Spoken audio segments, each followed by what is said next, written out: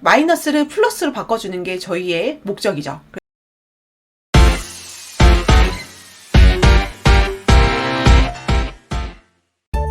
저는 베리블리입니다. 상가 창고나 지식산업센터 등 놀고 있는 모든 공간, 월세랑 관리비나 이자만 나가고 적자만 허덕이는 그런 곳을 10배 수익으로 만들어드리는 방법에 대해서 알려드리도록 하겠습니다. 같이 보도록 할게요. 고고!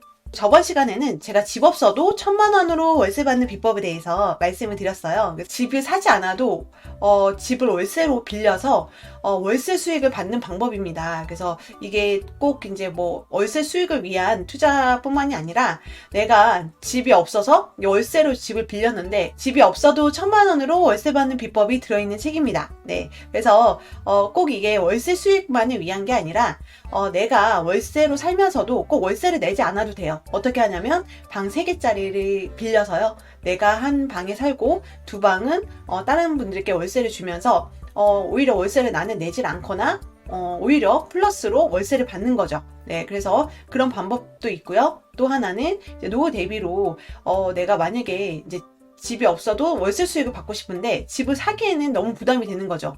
네, 너무 알아볼 것도 너무 많고 복잡하기 때문에 그래서 집을 처음부터 사지 않고 빌려서 하면서 월세 수익도 얻고 그 노하우도 쌓이면서 이제 10채 이상까지도 불려나가면 그만큼 월세 수익도 많이 들어옵니다. 그래서 저도 그렇게 해왔고요. 그래서 노후 대비에도 꼭 집을 사지 않아도 월세 받는 비법이 있으니까 같이 보시면 좋을 것 같습니다. 저희가 다양한 공간을 가지고 있거나 아니면 공간을 빌려서 그거를 대여해 줌으로써 수익을 얻는 게 공간 대여 창업이라고 할 수가 있어요. 그래서 꼭 이거를 저희가 갖고 있지 않더라도 앞에 쉐어하우스처럼 빌려서 그거를 다른 분들께 공간을 빌려줌으로 인해서 그 수익을 얻을 수 있다는 거죠. 네, 그래서 저희가 3개 정도로 나눌 수가 있는데 첫 번째가 공간 대여 플랫폼을 이용하는 것이고요. 두 번째가 무인 창고, 그리고 세 번째가 공유 오피스를 이용하는 것입니다. 그래서 이렇게 폐업에 있는 상점을 이렇게 좀 쓸모 있는 공간으로 만들어서 수익을 창출한다는 내용이고요. 왜 공간 대여 창업이 괜찮냐면요. 요즘 모든 세대가 선호하는 공간은 아무래도 예전처럼 모두가 어울리고 함께하고 으쌰으쌰하고 막 시끌벅적한 그런 공간이 아니라 자기와 같은 관심사나 공통사가 있거나 함께 뭔가를 배우고 스터디하는 만남을 좋아하고 또 많아지고 있죠. 네, 그러다 보니까 그걸 이용해서 첫 번째가 공간 대여 사업이에요. 그래서 사무실이 잘 안 나가거나 아니면 지식산업센터를 분양을 받았는데 이걸 어떻게 해야 되나, 계속 공실로 놔둬야 되나, 요즘 같은 상황은 좀 월세가 잘 안 들어오죠. 워낙 이자도 높고 월세도 높고 하다 보니까 잘 안 나가는데 그런 거를 이제 마이너스로 계속 가져가냐 아니면 이거를 어떻게든 수익 창출을 해보냐에 따라서 우리가 이제 대처를 할 수 있는데 그거를 이제 모임 공간으로 빌려주는 것이죠. 그래서 아무래도 이런 공간은 회의실이나 세미나실, 작업실 아니면 스터디룸 같은 경우를 생각해 볼 수가 있습니다. 지금 같은 경우는 강의나 다양한 자기 개발을 또 많이 하고 있기 때문에 이런 모임, 스터디 모임이나 독서 모임, 강의 이런 공간으로도 충분히 많이 이용을 하고 있습니다. 우리가 홍대나 신촌 등 MZ세대, 젊은 2030들이 많이 모이는 곳에 공간, 빌라나 집이나 사무실 등 공간을 가지고 있다고 하면은 좀 더 높은 수익률을 올리기 위해서는 이제 파티룸이나 미팅룸, 스터디룸을 생각해 볼 수가 있습니다. 그리고 이제 만약에 내가 가진 꼬마 빌딩이나 상가 지하에, 지하 같은 경우죠. 아니면 지식산업센터에 지하를 임대를 하고 싶다면 저도 지식산업센터를 많이 갖고 있는데 지하를 가보면 공실이 많아요. 근데 이거를 가끔 가다 보면은 지하를 무인 창고로 많이 이용을 하고 있습니다. 네, 그리고 연습실 같이 막 뛰거나 뭔가 활동적인 것을 할 때는 또 연습실을 많이 이용을 하고 있고요. 오히려 이런 거에 좀 적합할 수가 있고요. 그 다음에 이제 공간 대여 플랫폼이에요. 그래서 공간 대여 플랫폼이라고 하면은 그 중에 하나가 이제 스페이스 클라우드라는 게 있는데 이런 사이트가 있어요. 내가 사이트를 만들거나 홈페이지를 돈 내고 만들면 정말 힘들죠.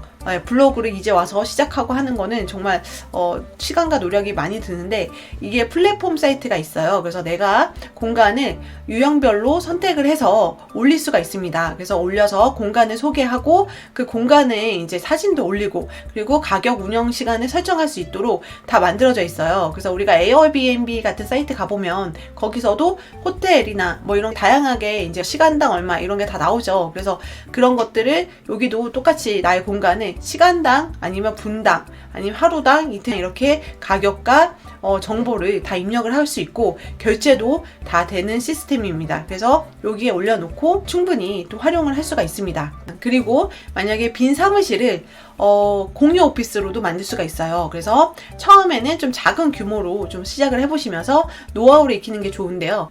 요즘 또 지산이나 이런 사무실 상가 등이 정말 많이 생겼기 때문에 공실이 좀 많은데 이런 거를 계속 이렇게 가만히 놔두면 시간만 가고 돈만 나가니까 이런 분들은 특별한 투자 없이 이제 적은 비용으로 오피스를 만들어서 운영할 수가 있습니다. 저도 30평과 15평 사무실로 꼬마 공유 오피스를 운영해서 월세보다 높은 수익을 지금 받고 있습니다. 이게 아무래도 큰 평수는 좀 인테리어 비용이 좀 많이 들어가기 때문에 내 사무실을 가지고 인테리어를 꾸며서 길게 가져가시는 게 좋고요. 만약에 빌링 사무실이거나 아니면 빌려서 뭔가 내가 해보겠다 하시는 분들은 좀 작은 걸 빌려서 인테리어를 최소한으로 해서 하는 것도 좋습니다.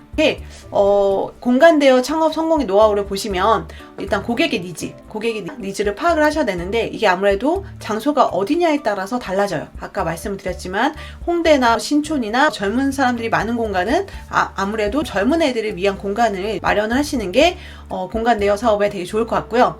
원하는 공간을 좀 분석을 해서 그 공간을 만들어서 빌려주는 게 핵심이고요. 그 다음에 마이너스를 플러스로 바꿔주는 게 저희의 목적이죠. 공간 대여 플랫폼을 통해서 스페이스 클라우드 같은 사이트가 있어요. 거기서 쉽게 홍보할 수가 있고 결제나 번거로운 예약 수고를 덜어줍니다.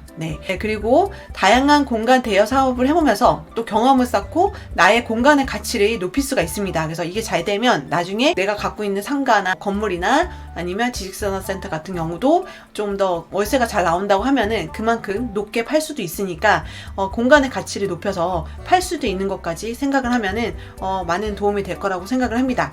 그래서 지금 같은 분위기에서 힘들고 이자도 오르고 많이 힘드신 분들이 계시겠지만 이왕이면 좀 더 알아보시고 노력하면은 누구든 잘 될 수 있다고 생각을 합니다. 그리고 이제 서울 같은 경우는 워낙 공간이 부족한 곳이기 때문에 수요가 훨씬 많아요. 공급보다. 그런 곳들은 이미 갖고 있지 않는 한 뭘 지금 사서 하기에는 수익이 나지 않아요. 그렇기 때문에 그런 곳은 좀 빌려서 제가 저번에 말씀드린 1,000만 원으로 월세 받는 쉐어하우스처럼 공간을 빌려서 그걸 다른 사람들에게 빌려주면서 또 수익을 얻는 방법들도 있으니까 이 방법들을 좀 같이 보시면서 공부하시면 도움이 될 거라 생각합니다. 그리고 제가 쓴 책에도 나와 있으니까요. 똑똑한 월세 부자 많이 봐주시고요. 그리고 더 궁금하신 분들은 저희 블로그와 카페에도 있으니까 아래 댓글에 달아드릴 테니까 앞으로도 저와 함께 더 많은 정보를 알고 싶으시다면 구독, 좋아요 눌러주시면 좋을 것 같습니다. 네, 감사합니다. 다음에 또 만나요.